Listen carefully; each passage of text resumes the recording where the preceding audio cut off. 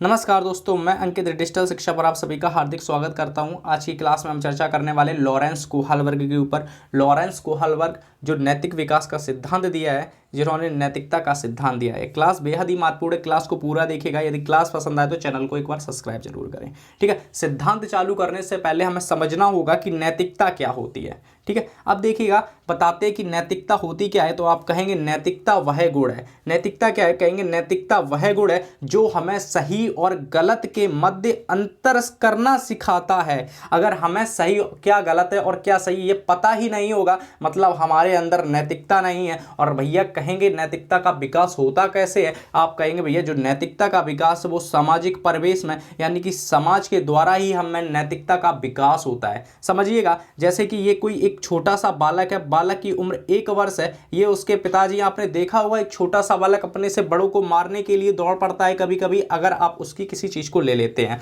ठीक है, अब देखिए आपने उसकी किसी चीज को ले लिया तो अब बालक आपसे पीछे मारने के लिए दौड़ पड़ेगा। जब दौड़ पड़ेगा, क्यों?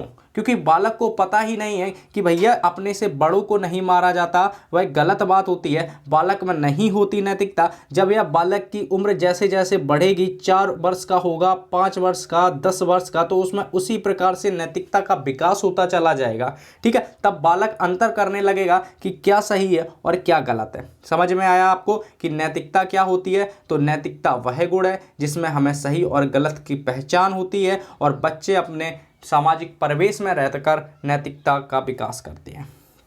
ठीक है, अगर आपसे पूछा जाए कि भैया जो लॉरेंस कोहल वर्ग है ना, उन्होंने कौन सा सिद्धांत दिया और ये निवासी कहाँ के थे, आप बताएंगे भैया कि जो लॉरेंस कोहल वर्ग है ये अमेरिका के निवासी थे। कहाँ के निवासी थे? कहेंगे ये अमेरिका के निवासी थे। और इन्होंने जो सिद्धांत दिया है वह नैतिक विकास का सिद्धांत दिया है या नैतिकता का सिद्धांत दिया है। ठीक है, कौन सा? तो कहेंगे नैतिक विकास का सिद्धांत या फिर नैतिकता का सिद्धांत भी इसको हम कहते हैं।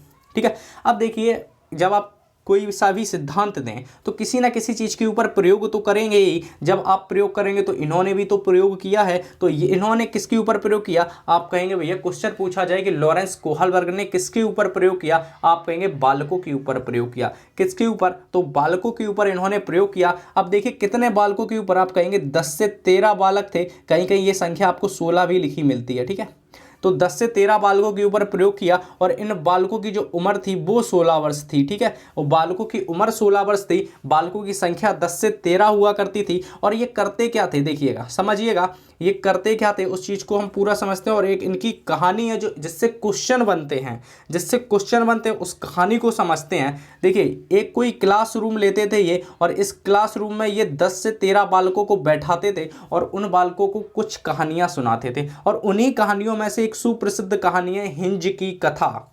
हिंज की कथा, एक बार आपसे क्वेश्चन भी पूछा गया कि बताइए हिंज किसके प्रयोग का किरदार है? आप कहेंगे भैया कि लॉरेंस कोहल वर्ग के प्रयोग का किरदार है हिंज। अब कहानी को समझते हैं, उसी के आधार पर हम समझेंगे भैया कि नैतिक तर्कड़ा क्या होती है और नैतिक दुविधा क्या होती है। और इसी में हम समझेंगे फिर लास्ट में कि नैतिक विकास के सिद्धांत में इन्होंने कितने चरण दिए और कितने स्तर दिए हैं, और आलोचनाएं भी समझेंगे। यदि आपको क्लास पसंद आ रही हो तो चैनल को सब्सक्राइब जरूर करें और वीडियो को लाइक जरूर करें। ठीक है, आइए समझते हैं। देखिए कहानी इन्होंने क्या सुनाई। कहते हैं कि यूरोप में एक महिला की मौत होती है, जो मौत नहीं होती, कहते हैं यूरोप की एक महिला होती है, वह मौत के कगार पर थी। अब उसको इतनी खतरनाक बीमारी हो गई थी, उस समय उस बीमारी की कोई दवाई नहीं थी। और इस महिला के जो पति था उसका नाम हिंज था, याद रखिएगा, उसका नाम हिंज था। तो हिंज को जब पता चलता है कि पास के ही एक फार्मासिस्ट ने, एक दवाई विक्रेता ने एक दवाई का आविष्कार किया है, और वह दवाई का आविष्कार किया है, तो वह दवाई को लेने के लिए जाता है कुछ रुपए इकट्ठे करके। तो दवाई विक्रेता सोचता है क्यों ना मैं इस जो दवा है, इकलौती दवा है, यह दवा के मैं इससे 10 गुना ज़्यादा रुपए कमाऊं। तो भैया वह हिंज को मना कर देता है, कहते हैं तुम्हारे इतने रुपए में वह दवाई नहीं मिल पाएगी। हिंज वापस लौट आता है, हिंज फिर से रुपए इकट्ठे करके जाता है, लेकिन वह फिर भी उसके पूर्ण रूप से रुपए हो नहीं पाते हैं। फिर से दवाई विक्रेता को अपनी समस्या बताता है, दवाई विक्रेता उसे मना फिर से कर देता है। अब भैया हिंज रात में जाता है। कब जाता है? तो हिंज रात में दवाई विक्रेता के पास गया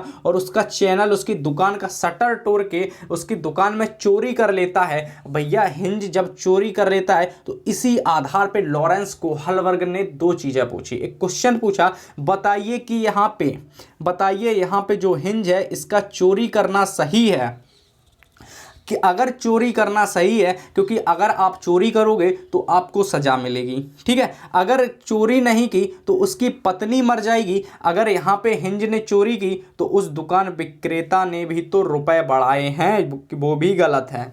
इसी ऐसी कथाओं के आधार पर ये इस प्रकार के कुछ क्वेश्चन पूछा करते थे।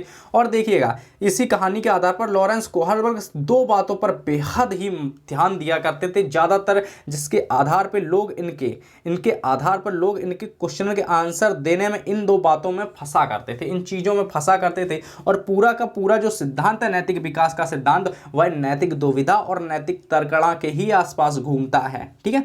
किसके आसपास? नैतिक दुविधा और नैतिक तर्कणा के आसपास घूमता है। यदि आपको क्लास पसंद आ रही हो, ठीक है, तो चैनल को एक बार सब्सक्राइब जरूर करें और क्लास को लाइक जरूर करें और ज़्यादा से ज़्यादा शेयर करें। और ये जो आप पीडीएफ देख रहे हैं, इसको प्राप्त करने के लिए हमारे डिस्क्रिप्शन में टेलीग्राम चैनल की लिंक दी गई है, वहाँ पे जाके टेलीग्राम चैनल को ज्वाइन करें और वहाँ पे आपको ये पीडीएफ इस क्लास के बाद मिल जाएगी, ठीक है।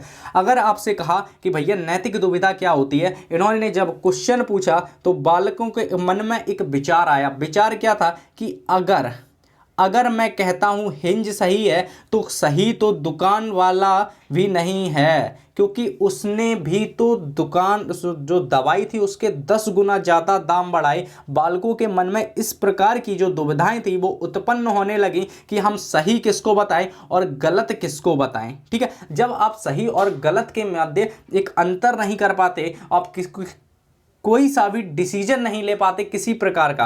अगर आप हिंज की कथा छोड़ दें, अगर आपके सामने दो रोड हैं, समझिएगा आप किसी तिराहे पर खड़े हैं, आपको रास्ता नहीं पता है, सोचिएगा आपको रास्ता नहीं पता है कि आपको जाना किधर है, आप सोच रहे हैं कि मैं इधर जाऊं या फिर इधर जाऊं, आप इस तिराहे पर खड़े हैं, तो आप जब तक आप किसी रास्ते पे नहीं जाते तब तक तो आप सिर्फ विचार कर रहे हैं, मतलब आपके मन में दुविधा है, नैतिक दुविधा है। अगर आप किसी रास्ते पे चले गए, याद रखिए, आप किसी रास्ते पे चले गए, माना कि आपने ये वाला रास्ता चुनाव कर लिया है, चुन लिया, इस रास्ते पे चले गए, तो भैया आप नैतिक दुविधा को पार करके नैतिक तर्कणा में प्रवेश कर चुके हैं, ठीक है। इतनी सी बात है, कोई कथा याद नहीं रखनी, सिर्फ इतना याद रखना है कि आप तिराहे पे खड़े हैं। जब तक आप किसी तिराहे पे किसी रास्ते का चयन नहीं करते तब तक तो आप नैतिक दुविधा में हैं। आपने किसी रास्ते का चयन किया, भैया मैं इस रास्ते पे जाऊंगा, भैया आप नैतिक तर्कणा में प्रवेश कर चुके हैं।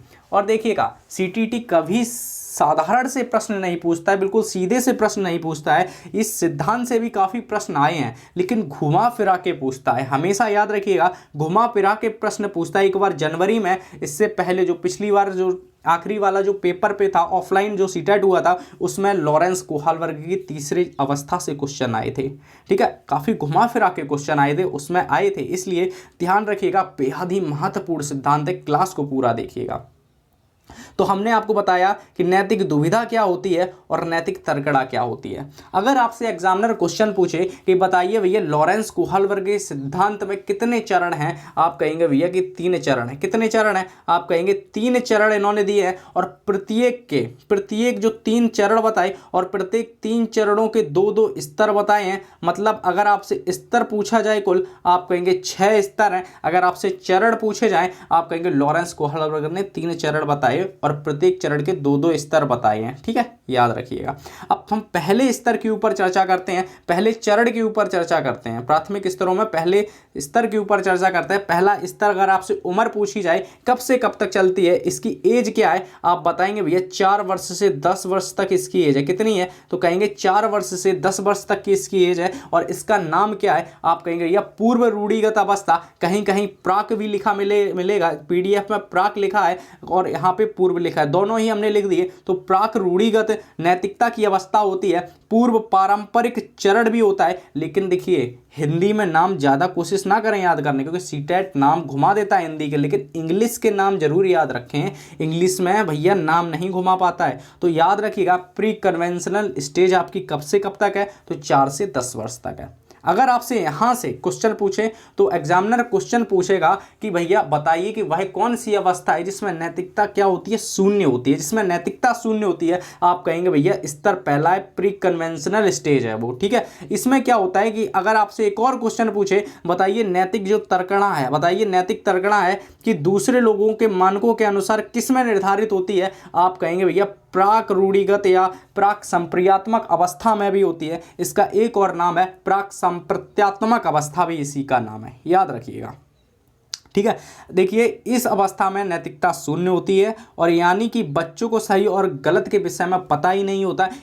यह वही अवस्था है जब बालक से कहोगे जाओ उनके मार दो अपने पिताजी के, एक डंडा जाके बालक मार देगा, उसको पता ही नहीं है, बालक सही और गलत के विषय में निश्चय ही नहीं कर पाता। क्योंकि उसमें नैतिकता नहीं होती। इस अवस्था में नैतिक तर्कणा दूसरे लोगों के मानकों के अनुसार होती है, ठीक है, याद रखिएगा।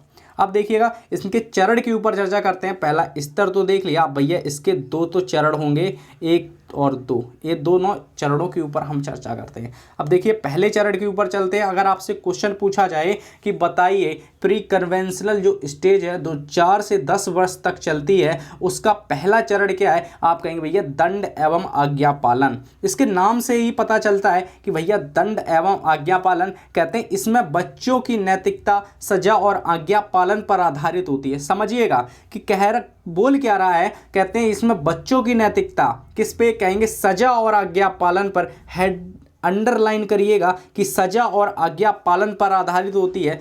कैसे, आप लाए चॉकलेट, आप एक चॉकलेट लाए, आपने बच्चे को दे दी अपने, आपके घर में 2 बालक हैं, इस बच्चे से कहा कि जाओ अपने बड़े भाई को भी चॉकलेट दे देना, शेयर करके खाना। अब देखिए इसके मन में एक विचार आ रहा होगा कि क्यों ना मैं ये पूरी ही चॉकलेट खा लूँ।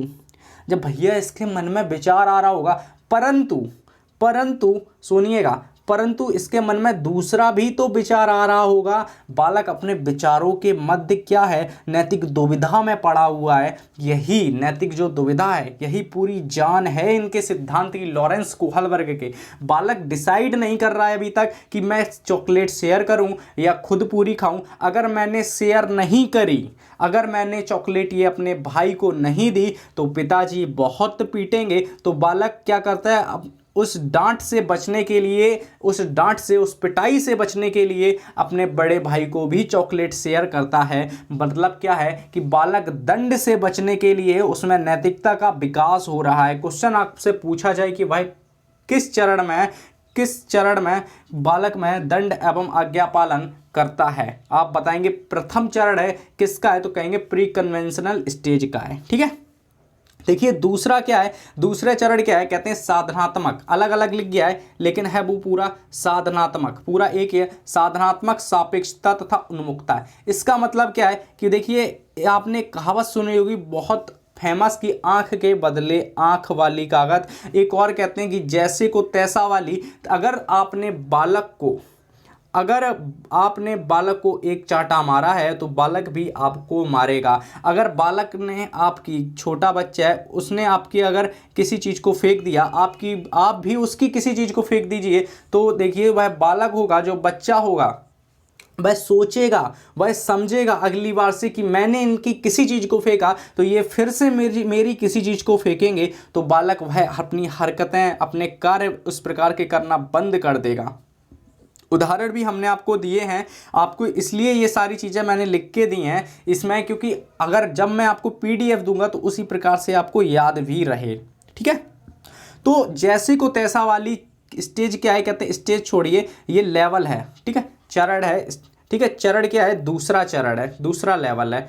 प्रत्येक के 2-2 लेवल हैं। स्टेज पूछी जाए आपसे तो 3 स्टेज हैं, कुल तीन है, और कितने पूरे कहते हैं 6, कितने हैं 6, ठीक है, 3 और 6। अब बताइए इसमें 3 क्या है और 6 क्या है, ये क्वेश्चन आप याद करिएगा, क्लास में ही याद कर लीजिएगा इन सब चीज़ों को। अब देखिएगा आगे के स्तर के ऊपर चलते हैं। दूसरा स्तर, पहले स्तर के ऊपर हम चर्चा कर चुके हैं। दूसरा स्तर है रूढ़िगत नैतिकता का स्तर होता है और पारंपरिक स्तर होता है। इसकी अगर एज आपसे पूछी जाए, कहते हैं पहले की एज देखिए, पहले की एज जहाँ से 4 से 10 वर्ष थी, ठीक है, पहले की एज 4 से 10 वर्ष थी, तो दूसरे तक आते आते भैया 10 से 13 वर्ष हो गई, यानी कि 10 से 13 वर्ष का जो बालक हो गया, इस अवस्था में में होता क्या है, कहते हैं कि यह वह अवस्था है जो बच्चा दूसरे लोगों के मानकों के अनुसार अपने अंदर समावेशित करता है तथा उसी के हिसाब से सही और गलत का निर्णय करता है। समझिएगा कैसे, समझिएगा कैसे।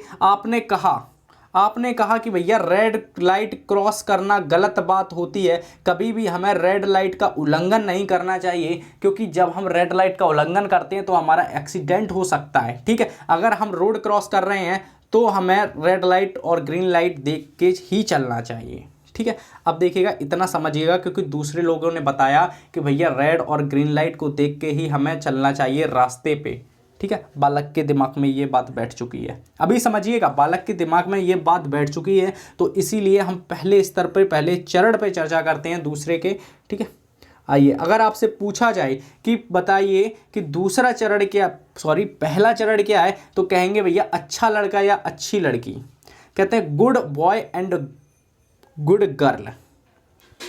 देखिए, इस अवस्था में बच्चे अच्छा बनने की कोशिश करते हैं और दूसरों को दिखाते हैं कि वो बहुत कितने अच्छे हैं। आपके घर में कोई मेहमान आया, आप एक छोटे से बालक से कहेंगे, आप किसी बालक से कहेंगे, आप दिन भर उससे कहते रहेंगे बेटा एक गिलास पानी दे दो, एक गिलास पानी दे दो, नहीं सुनेगा, ये महोदय नहीं सुनेंगे। आपके घर में कोई गेस्ट आया, उसने कहा बेटा एक गिलास पानी दे दो, इनके सामने जाएगा, दौड़ के इनको पानी देगा जाके, और कहेंगे वाह शाबाश कितना अच्छा लड़का है। बालक में एक वाहवाही लूटने की, अच्छा बनने की ख्वाहिश रहती है, अच्छा बनने की हमेशा ख्वाहिश रहती है। याद रखिए कि यह वह अवस्था, इस अवस्था में बच्चा अच्छा बनने की कोशिश करता है, दूसरों को दिखाने के लिए कि हम कितने अच्छे हैं, हमको देखो तुम कितने अच्छे हैं हम व्यवहार में। और जबकि दूसरा इसी का चरण क्या कहता है, कानून व्यवस्था, जो तुम ट्रैफिक लाइट की बात कर रहे थे, वह इसी में है। कहते हैं इसमें बच्चा कानून तथा सामाजिक व्यवस्था को बनाए रखने की भावना विकसित करता है। जैसे कि रेड लाइट पार करते समय उसके पिताजी का अगर एक्सीडेंट हो गया है,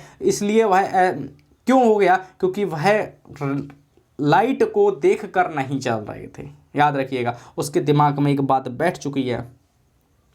ठीक है, और इसीलिए वह अब ऐसा नहीं करेगा। अब देखिए तीसरे स्तर के ऊपर चर्चा करते हैं। तीसरा स्तर क्या कह रहा है, स्तर 3 है कि उत्तर रूढ़िगत नैतिकता या उत्तर पारंपरिक चरण होता है। जो कहते हैं पोस्ट कन्वेंशनल स्टेज 13 वर्ष से ऊपर की होती है। कहीं कहीं आपको ये एज है वो 13 से 16 लिखी मिल जाएगी, कितनी कहेंगे 13 से 16 वर्ष लिखी मिल जाएगी, इसीलिए हमने लिख दिया कि 13 वर्ष से ऊपर। इसमें निर्णय खुद लिए जाते हैं। ठीक है, याद रखिए यह वह एज है, इस एज में निर्णय क्या करते हैं कि खुद लिए जाते हैं, ना कि समाज के जरिए क्या सही और क्या गलत बताया जाता है। देखिए, जब उसके पिताजी का एक्सीडेंट हो गया था, बालक छोटा था तो वो गया नहीं। अब उसके सामने दोबारा फिर एक हादसा हुआ, उसके सामने, इसी बालक के सामने फिर से एक हादसा हुआ, बालक इस स्टेज पे पहुंच चुका है, इस स्तर पे पहुंच चुका है। आप कहेंगे बालक गया, रेड लाइट को तोड़ा, उसने सिग्नल तोड़ दिया और वह उस बालक की जान बचाने के लिए, कहते हैं इसमें सबसे बड़ी भावना ये रहती है कि इस अवस्था की हम कानून के लिए नहीं है, कानून हमारे लिए है, हमारे अनुसार कानून बनाया गया है, कानून के अनुसार हम नहीं बनाए गए। एक याद रखिएगा। तो इसकी जो पहला चरण है उसके ऊपर चर्चा करते हैं, सामाजिक अनुबंधन उन्मुखता। ठीक है, कहते हैं इसमें किशोर यह मानते हैं कि नियम लोगों के लिए भले के लिए बनाए जाते हैं, अगर किसी नियम से किसी को हानि पहुंचती है तो वह नियम उस समय तोड़ देने चाहिए। बस इतनी सी बात याद रखनी है। ठीक है, इसमें किशोर यह मानते हैं कि नियम लोगों के लिए भले के लिए बनाए जाते हैं और किसी अगर नियम से लोगों को हानि पहुंचती है तो वह नियम तोड़ दिए जाने चाहिए। ठीक है, और दूसरा क्या कहता है, कहते हैं चरण सार्वभौमिक नैतिकता का जो सिद्धांत है, इसमें किशोर दूसरों के विचारों से नहीं बल्कि खुद के मानकों के अनुसार व्यवहार करते हैं। कैसे कि इसमें किशोर दूसरों के फायदे के लिए अपनी जान तक दे सकता है। आपसे जितने भी क्रांतिकारी हुए हैं वो सब इसी सिद्धांत के अंतर्गत इसी लेवल पे आए हैं, क्योंकि उनमें उनका कोई फायदा नहीं था, वह संपूर्ण देश को आज़ाद कराना चाहते थे। उन्होंने, जैसे भगत सिंह हुए हैं, उन्होंने अपनी प्राण दे दिए, अपने प्राण दे दिए, अपनी प्राण न्यौछावर कर दिए कि हमारा देश भारत स्वतंत्र हो जाए। उनमें उनका कोई भला नहीं था, वह संपूर्ण भारत का भला था। ठीक है, याद रखिए, उदाहरण से ज़्यादा याद रखिएगा। ठीक है, अब देखिए इनका जो सिद्धांत है इसकी कुछ आलोचनाएं। अब आलोचनाएं क्या है, कहते हैं लॉरेंस कोहलबर्ग ने जब प्रयोग किया तो इन्होंने सिर्फ बालकों के ऊपर प्रयोग किया था, इन्होंने महिलाओं को इसमें शामिल नहीं किया। तो यह जो सिद्धांत है वो महिलाओं से काफ़ी दूर है, लड़कियों से काफ़ी दूर है, सिर्फ बालकों के आसपास ही घूमता है। यह दोनों लड़कियों और महिलाओं यानी कि लड़कियों के बीच अंतर स्पष्ट करता है। ठीक है, यदि आपको क्लास पसंद आई हो तो चैनल को सब्सक्राइब जरूर करें। और आपकी ईवीएस की प्रैक्टिस की क्लास जल्द से जल्द आने वाली है। अभी तक जो 6 क्लास ईवीएस की हुई हैं वो क्लास को देखिएगा। अगर आप चैनल पर नए हैं तो चैनल को सब्सक्राइब भी करिएगा। और अगर अगली जो आपकी ईवीएस की क्लास आएगी वो बेहद ही महत्वपूर्ण क्लास है, क्योंकि पिछली बार एक तो क्वेश्चन आए थे कौन सा मसाला कहाँ से आया है, हरी मिर्च कहाँ की, उसके ऊपर अगली क्लास आपकी आएगी। ठीक है, धन्यवाद।